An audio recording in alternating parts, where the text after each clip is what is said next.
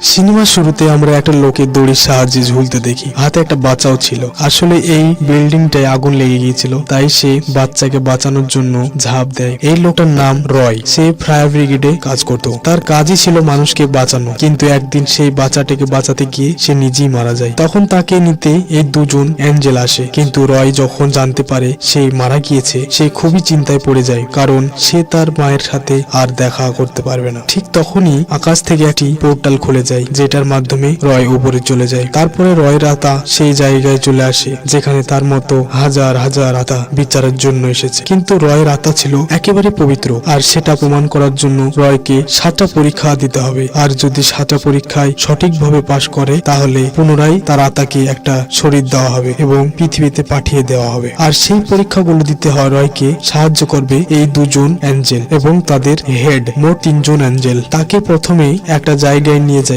সেখানে প্রথম পরীক্ষা শুরু হয়, যার নাম হলো হেল অফ মার্ডার। কিন্তু এখানে এসে সমস্ত এঞ্জেল গুলো অবাক হয়ে যায়, কারণ এখানে একমাত্র তারাই আসে যারা মানুষ খুন করেছে অথবা তার কারণে অন্য কারো প্রাণ গিয়েছে। এখানে এসে রয়ও অবাক হয়ে যায়, কারণ তার কাজ ছিল লোকে বাঁচানো, কারো প্রাণ নেওয়া নয়। তখন রয় আগুনের জ্বালামুখীর ওপর দেখতে পায়, সেখানে সে হেল অফ মার্ডারের জাজকে দেখতে পায়। তখন তাকে জানানো হয় একদিন একটা বিল্ডিং এ আগুন লেগে গিয়েছে। আগুনের মধ্যে রয়ের একটা সাথী ফেসে যায়, কিন্তু রয় তাকে সাহায্য না করে নিজের প্রাণ বাঁচানোর জন্য সেখান থেকে চলে যায়, যার ফলে ওই সাথীটার মৃত্যু হয়। রয়কে এবার সেই আগুনে ফেলা হবে। তখনই সেই অ্যাঞ্জেলের হেড এসে বলে সেদিন আসলে কি হয়েছিল সেটা সঠিকভাবে জানা দরকার। তখন অ্যাঞ্জেলটা মৃত্যুর দেবতাকে বলে আসলে সেই রয়ের সাথীটা আগুন নেভাতে গিয়ে একটা বড় পাথরে ফেসে যায়, আর সেই পাথর থেকে পার করার জন্য রয় অনেক চেষ্টা করে, কিন্তু সে তখন সেখান থেকে বের করতে পারে না।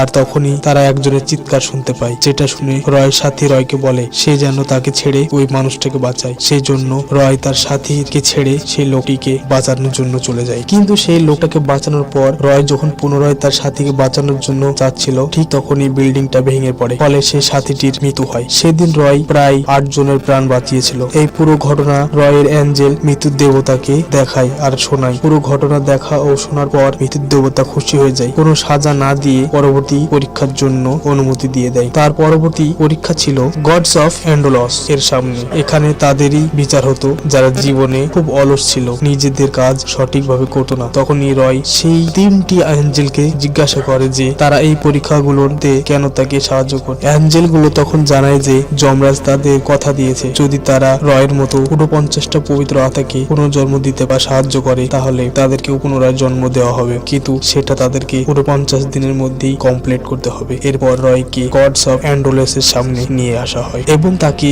দেখানো হয় যে রয় কিভাবে জীবনের ঝুঁকি নিয়ে প্রত্যেককে সাহায্য করত, যা দেখে গডস অফ অ্যান্ডোলস খুব খুশি হয়ে যায়। তখনই রয় বলে যে আমি সবকিছুই টাকার জন্য করতো। এটা শুনে গডস অফ অ্যান্ডোলস রেগে যায় এবং রয়কে সাজা দিয়ে দেয়। আবার সেই অ্যাঞ্জেল গুলো বাঁচিয়ে নেয় এবং জানায় যে রয় নিজের জন্য টাকা ইনকাম করতো না, বরং নিজের অসুস্থ মায়ের চিকিৎসার জন্য এবং তার ভাইয়ের পড়াশোনার জন্য ইনকাম করতো। এই পুরো ঘটনা শোনার পর রয়কে আবার মা করে দেয়। এইভাবে সে দ্বিতীয় পরীক্ষাটিও পাশ করে যায়। এরপর তার বিচার হবে হেল অফ ডিসিডেন্টসে। এখানে সেই সমস্ত লোকেদের বিচার করা হয় যারা পৃথিবীতে অনেক মানুষকে ধোঁকা দিয়েছে। সেখানে গিয়ে রয়ের ওপর আরোপ দেওয়া হয় যে রয়ের যে সাথীটি মারা গিয়েছিল তার মেয়েকে বাবা সে যে চিঠি লিখে এবং তার মৃত্যুর খবর তার মেয়ের কাছে গোপন রেখেছিল, কিন্তু পরে যখন তার মেয়ে সত্য জানতে পারে তখন সে খুবই কষ্ট পায়। অন্যদিকে রয় তার মাকে মিথ্যা কথা বলেছিল যে তার বিয়ে হয়ে গেছে এবং তাদের একটি সন্তান আছে। এই দুটোর মিথ্যার কারণ রয়কে জিজ্ঞাসা করা হলে রয় কিছুই বলতে পারে না, যার ফলে তাকে সাজা দিয়ে দেওয়া হয়। ঠিক তখনই এই এঞ্জেলটা এগিয়ে আসে আর বলে যে এই মিথ্যা কথাগুলো বলেছে তাতে তার কোনো লাভ ছিল না। আসলে রয়ের বন্ধুটা যখন মারা গিয়েছিল তখন তার মেয়েটা খুব ছোট ছিল, যাতে মেয়েটি তার বাবার মৃত্যুর খবর না জানতে পারে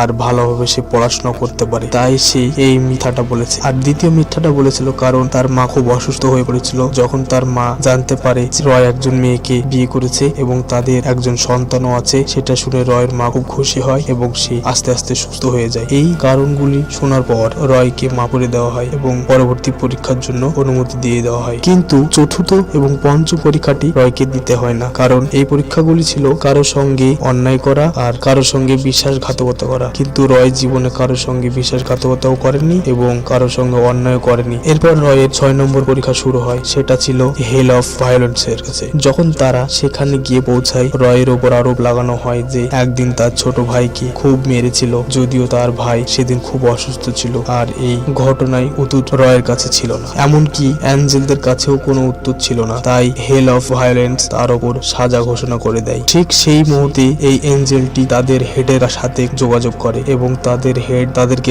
বলে তারা যেন রয়ের সমস্ত শাস্তি ফাইনাল রাউন্ডে শোনানোর জন্য আবেদন করে। যেটা শুনে হেল অফ ভায়োলেন্স অবাক হয়ে যায়, কারণ এর অর্থ হলো যদি ফাইনাল পরীক্ষায় রয় দোষী প্রমাণ হয় তাহলে সাজা রয়ের সাথে সাথে ওই সব এঞ্জেলগুলোকেও ভুগতে হবে। এরপর তারা রয়কে ফাইনাল পরীক্ষার জন্য নিয়ে যায়। সেখানে যেতে এই অ্যাঞ্জেলটা রয়কে জিজ্ঞাসা করে, তুমি কি সত্যি তোমার মাকে মেরে ফেলতে চেয়েছিলে? এরপর রয় তাদের সত্য ঘটনা বলে যে তার মা এক সময় খুব অসুস্থ হয়ে পড়েছিল এবং ওষুধ কেনার জন্য তার কাছে একটা টাকাও ছিল না, এমনকি তাদের কাছে কোনো খাবারও ছিল না। তাই রয় তার মাকে কষ্ট পেতে পেতে মরতে দেখতে পারত না।